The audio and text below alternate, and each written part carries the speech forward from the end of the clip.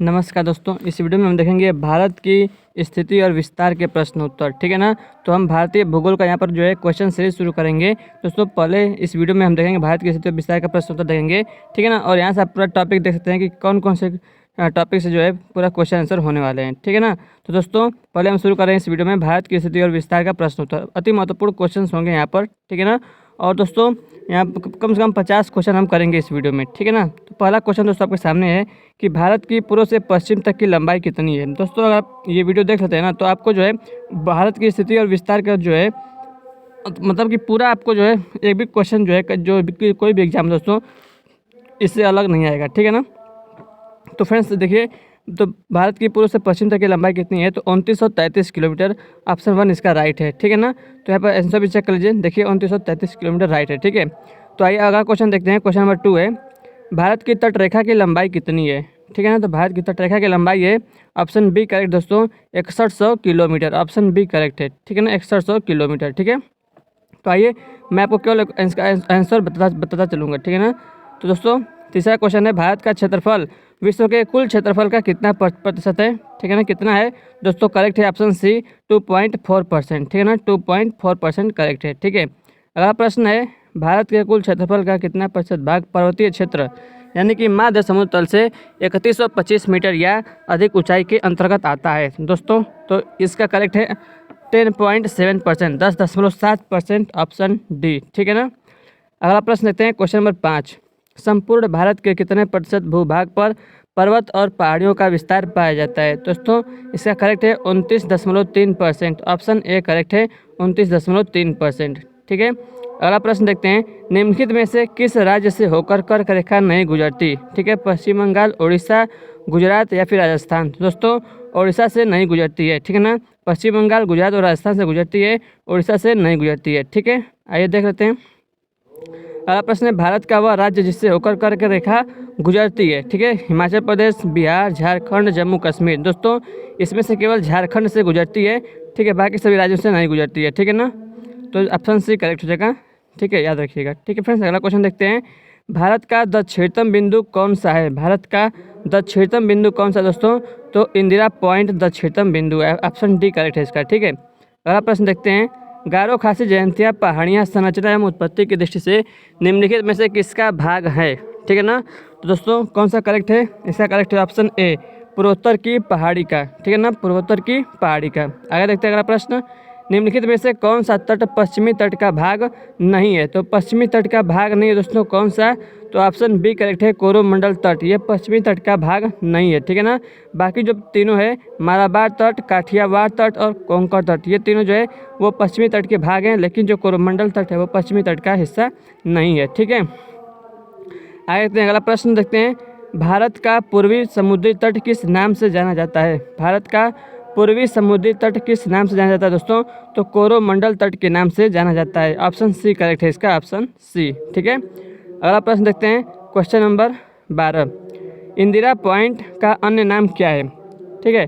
Indira point का अन्य नाम क्या है दोस्तों। तो फ्रेंड्स इसका जो करेक्ट आंसर है ऑप्शन नंबर डी इनमें से सभी, यानी कि चारों इंदिरा पॉइंट का ही नाम है। पार्सन पॉइंट, ला ही चिंग पॉइंट, पिगमेलियन पॉइंट। ठीक है ना, ये तीनों इंदिरा पॉइंट के ही नाम है। ठीक है दोस्तों, आगे बढ़ते अगला प्रश्न देखते हैं। क्वेश्चन नंबर 13 कोंकण तट कहाँ से कहाँ तक है। कोंकण तट दोस्तों गोवा से दमन तक। ठीक है ना, गोवा से दमन तक को हम कहते हैं क्या, कोंकण तट। ऑप्शन ए करेक्ट है। ठीक है, इसका आंसर आपको मैं दिखाता हूँ, गोवा से दमन तक। ऑप्शन ए करेक्ट है। ठीक है। अगला प्रश्न देखते हैं लक्षद्वीप समूह के द्वीपों की उत्पत्ति निम्नलिखित में से किस प्रकार हुई है। ठीक है दोस्तों, तो लक्षद्वीप समूह के द्वीपों की उत्पत्ति जो है प्रवाल उत्पत्ति से हुई है। ऑप्शन बी करेक्ट है, ऑप्शन बी। ठीक है। निम्नलिखित में से कौन सा कथन असत्य है। तो दोस्तों पहला करा कि भारत के क्षेत्रफल का 29.3% भाग पर्वतीय है, सही बात है। दूसरा है भारत के क्षेत्रफल का 27.7% भाग पठारी है, सही बात है। और तीसरा करा है कि भारत के क्षेत्रफल का 48% भाग मैदानी है, तो ये गलत है। ठीक है ना। और डी है कि भारत का अक्षांशीय विस्तार 8 डिग्री 4 मिनट उत्तर से 37 डिग्री 6 मिनट उत्तर तक है, तो ये सही है। ठीक है ना। तो सी वाला ऑप्शन जो है गलत कह रहा है। ठीक है ना, तो ये असत्य है, बाकी तीनों सत्य है। ठीक है। आगे बढ़ते हैं किस भारतीय राज्य की सीमा सर्वाधिक राज्यों की सीमा को स्पर्श करती है। ठीक है ना, किस राज्य भारतीय राज्य की सीमा सर्वाधिक राज्यों की सीमा को स्पष्ट करती है? आंध्र प्रदेश, मध्य प्रदेश, असम, उत्तर प्रदेश। तो दोस्तों उत्तर प्रदेश की सीमा जो है सर्वाधिक राज्यों की सीमा से स्पष्ट करती है। ठीक है, आपको बताना है कि कितने कितने जो है राज्यों को स्पष्ट करती है उत्तर प्रदेश की सीमा। ठीक है, अगला प्रश्न देखते हैं, भारत में निम्नलिखित में से किस राज्य की तट रेखा सबसे लंबी है दोस्तों? तो इसका आंसर है ऑप्शन ए, गुजरात की। ठीक है, याद रखिएगा। अगला प्रश्न, निम्नलिखित भारतीय राज्यों में से किससे होकर कर्क रेखा नहीं गुजरती? झारखंड, उत्तर प्रदेश, मध्य प्रदेश, गुजरात। तो उत्तर प्रदेश से होकर कर्क रेखा नहीं गुजरती है। ठीक है, अगला क्वेश्चन है कि कौन सी अक्षांश रेखा भारत के मध्य से होकर गुजरती है? ठीक है ना, तो कर्क रेखा दोस्तों भारत जो है भारत के मध्य से होकर गुजरती है कर्क रेखा। ठीक है, आगे बढ़ते हैं, कर्क रेखा भारत के कितने राज्यों से होकर गुजरती है दोस्तों? तो भारत के 8 राज्यों से होकर गुजरती है, 8 राज्यों से। ठीक है, निम्नलिखित में से कौन सा द्वीप भारत और श्रीलंका के मध्य में है? तो दोस्तों रामेश्वर द्वीप है। ठीक है ना, रामेश्वरम द्वीप जो है वो भारत और श्रीलंका के ठीक मध्य में स्थित है। ठीक है ना, मध्य स्थित है। अगला क्वेश्चन है, थार मरुभूमि कहाँ स्थित है? किस राज्य में दोस्तों? तो राजस्थान में है थार। ठीक है, अगला प्रश्न देखते हैं, दक्षिण गंगोत्री क्या है दोस्तों? दक्षिण गंगोत्री। ठीक है ना, तो यहाँ पर देखिए इसका जो राइट आंसर है ऑप्शन सी है, अंटार्कटिका में स्थापित भारतीय वैज्ञानिक अनुसंधान केंद्र है। ठीक है, देख लेते हैं यहाँ पर ऑप्शन, देखिए ऑप्शन सी। ठीक है, अगला प्रश्न देखते हैं, न्यू मूर द्वीप कहाँ है? न्यू मूर द्वीप किस अंडमान सागर में, अरब सागर में, मन्नार की खाड़ी में या फिर बंगाल की खाड़ी में? तो दोस्तों न्यू मूर द्वीप जो है वो बंगाल की खाड़ी में है। ठीक है, याद रखिएगा बंगाल की खाड़ी में। आगे बढ़ते हैं, निम्नलिखित में से एक द्वीप है दोस्तों, एक द्वीप है दीव, पांडिचेरी, दादरा नगर हवेली, दमन। तो ऑप्शन ए करेक्ट है, दीव। ठीक है ना, एक दीव क्या एक द्वीप है। ठीक है, अगला प्रश्न देखते हैं, स्वतंत्रता से पूर्व कौन सा भारतीय क्षेत्र काला पानी के नाम से जाना जाता था? तो ऑप्शन बी करेक्ट है, अंडमान निकोबार द्वीप समूह। इसको हम जो है भारत स्वतंत्रता से पहले जो है काला पानी कहते थे। ठीक है, आगे बढ़ते हैं, क्वेश्चन नंबर 27 देखते हैं, प्राचीन भारतीय भौगोलिक मान्यता के अनुसार भारतवर्ष किस द्वीप का अंग था? ठीक है ना, तो ऑप्शन सी करेक्ट है, जम्बू द्वीप। ठीक है ना, जम्बू द्वीप का अंश था। ठीक है, आगे बढ़ते हैं, सर्वप्रथम इंडिया शब्द का प्रयोग भारत के लिए किस भाषा में किया गया? तो ऑप्शन डी करेक्ट है, ग्रीक भाषा में किया गया। ठीक है, निम्न द्वीपों के युग्मों में से कौन सा एक 10 अंश जलमार्ग द्वारा आपस में पृथक किया जाता है? 10 डिग्री जलमार्ग द्वारा। तो ऑप्शन ए करेक्ट है, अंडमान और निकोबार, अंडमान और निकोबार। ठीक है, अगला प्रश्न है, डंकन पास किसके बीच स्थित है? दोस्तों डक्कन पास जो है वो दक्षिणी अंडमान और छोटा अंडमान के मध्य स्थित है। ऑप्शन बी करेक्ट है इसका, दक्षिणी अंडमान और छोटा अंडमान। ठीक है, आगे बढ़ते हैं, भारत और पाकिस्तान के बीच अंतर्राष्ट्रीय सीमा किसके द्वारा सीमांकित की जाती है दोस्तों? तो रेड क्लिफ लाइन। ठीक है ना, Radcliffe line, option C correct है, रेड क्लिफ लाइन। ठीक है, आगे बढ़ते हैं, भारत के सुदूर पूर्व में कौन सा देश भारत के साथ सर्वाधिक लंबी अंतर्राष्ट्रीय सीमा बनाता है? तो सर्वाधिक लंबी दोस्तों, ठीक है ना, तो ऑप्शन के हिसाब से जो है ऑप्शन करेक्ट है, ऑप्शन डी म्यांमार। ठीक है ना, सुदूर पूर्व में कर रहा है, पूर्व में। ठीक है ना, तो म्यांमार हो जाएगा। ठीक है, आगे बढ़ते हैं, भारत एवं चीन के बीच सीमा निर्धारित करने वाली मैकमोहन रेखा निम्नलिखित में से किस प्रदेश के उत्तरी सीमा पर खींची गई है? तो दोस्तों ऑप्शन ए करेक्ट होगा, अरुणाचल प्रदेश, अरुणाचल प्रदेश। ठीक है, निम्नलिखित में से किस देश के साथ भारत की अंतर्राष्ट्रीय सीमा नहीं लगती? भूटान, श्रीलंका, पाकिस्तान, बांग्लादेश। तो श्रीलंका के साथ जो है भारत की अंतर्राष्ट्रीय सीमा नहीं लगती है। ठीक है ना, तो ऑप्शन बी करेक्ट हो जाएगा, श्रीलंका। ठीक है, निम्नलिखित में से कौन सा देश भारतीय उपमहाद्वीप के अंतर्गत शामिल नहीं किया जाता है? तो ठीक है ना, तो भारतीय उपमहाद्वीप के अंतर्गत शामिल नहीं किया जाता है, तो वह श्रीलंका। ठीक है ना, श्रीलंका, क्योंकि ये स्थल के साथ सीमा नहीं बनाता है। ठीक है ना, अगला प्रश्न है, वर्तमान में भारत के किस स्थान को सफ़ेद पानी के नाम से जाना जाता है? सफ़ेद पानी के नाम से दोस्तों किसको जाना जाता है? ऑप्शन डी करेक्ट है, सियाचिन। सियाचिन को सफ़ेद पानी के नाम से जाना जाता है। ठीक है, अगला प्रश्न है, जम्मू कश्मीर राज्य का वह हिस्सा जिस पर चीन का अधिकार है क्या कहलाता है? अक्साई चीन, गिलगित क्षेत्र, छोमोरारी क्षेत्र या फिर सियाचिन क्षेत्र? तो चीन का हिस्सा हम क्या कहते हैं? अक्साई चीन कहते हैं। ठीक है ना, ऑप्शन ए करेक्ट है।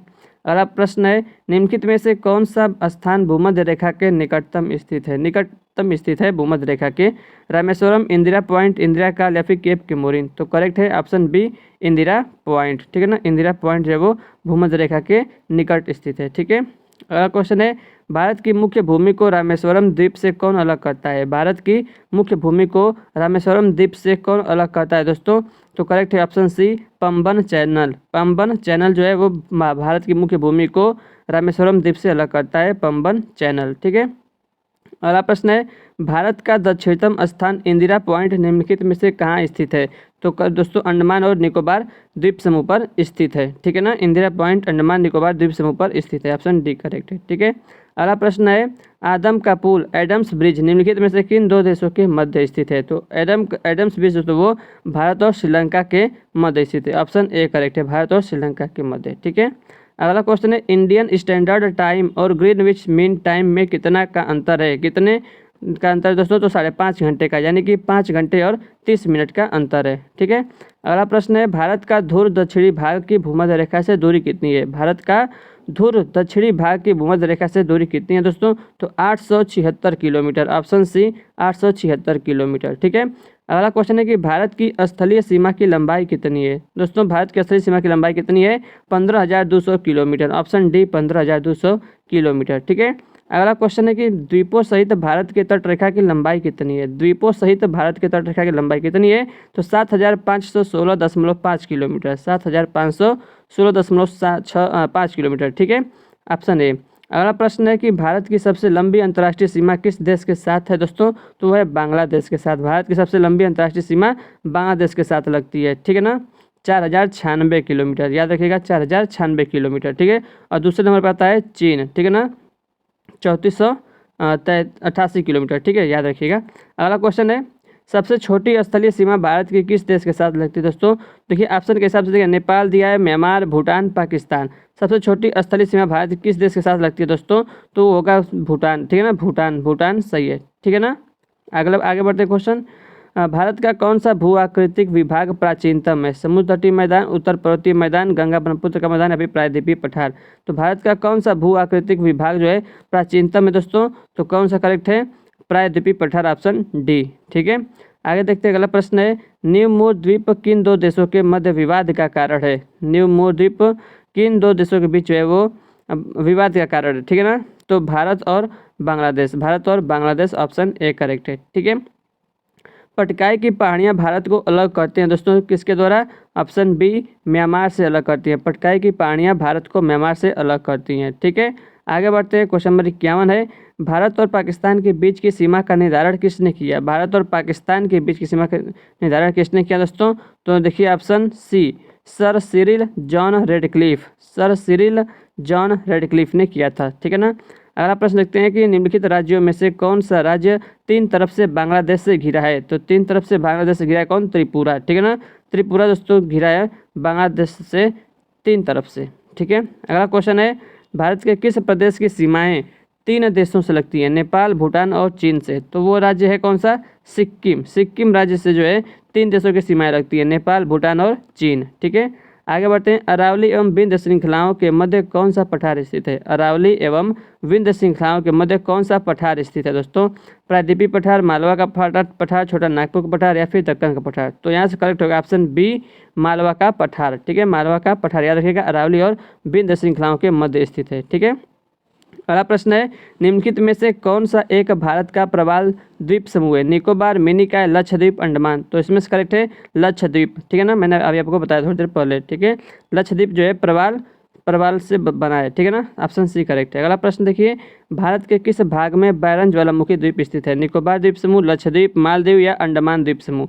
तो बैरन दोस्तों जो बैरन ज्वालामुखी है वो जो अंडमान जो द्वीप समूह है ना, इसी का जो है पूर्व में स्थित है। ठीक है ना, पूर्व में स्थित है, याद रखिएगा। ठीक है दोस्तों, ये था हमारा लास्ट क्वेश्चन नंबर 56। ठीक है ना, तो यहाँ पे दोस्तों हमारा करेक्ट हो गया है। भारत की स्थिति और विस्तार जितने प्रश्न थे दोस्तों ये हमारे कंप्लीट हो चुके हैं। ठीक है ना दोस्तों, जो है अब जो है अगले वीडियो में दोस्तों हम देखेंगे ना, इससे अगला जो हमारा बनेगा फ्रेंड्स, देखिए भारत की मिट्टियों का प्रश्न उत्तर हम देखेंगे।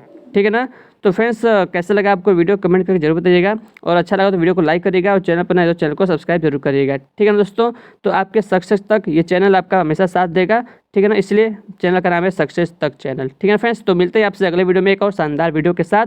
तब तक दोस्तों जय हिंद, जय भारत, वंदे मातरम।